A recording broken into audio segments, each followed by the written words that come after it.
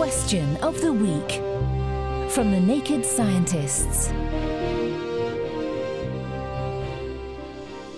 Hello and welcome to Question of the Week, and this week we are delivering you an answer to this question from Pavel. On one of the Naked Scientist programs, it was mentioned that a newborn baby has initially sterile intestines and gets most of its microbiome during the passage through uterus and vagina. What happens to children that are brought to this world via a caesarean? The microbiome is a collection of bacteria that exist in and on you. It's an ecosystem in its own right, and issues with a person's microbiome have been linked to a litany of diseases.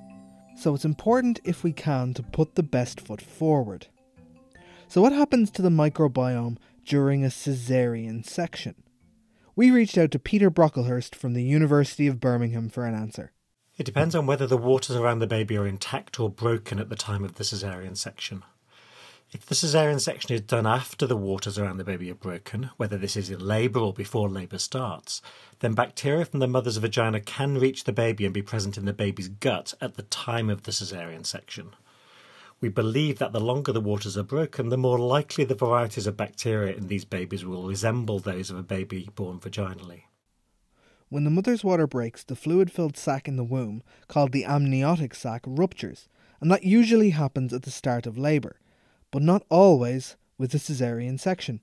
Babies born by caesarean section with the waters intact, which is more than half of all births by caesarean, pick up bacteria from the environment.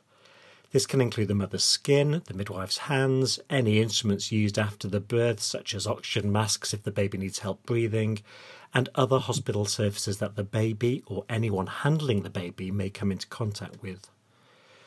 Our research showed that babies born by caesarean section with intact waters were much more likely to have bacteria in their guts which are found in hospitals, and some of these potentially harmful bacteria were resistant to antibiotics.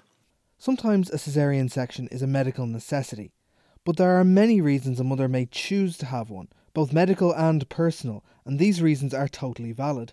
But given our continually growing understanding of the importance of the microbiome, it's worth understanding what happens at all stages of life.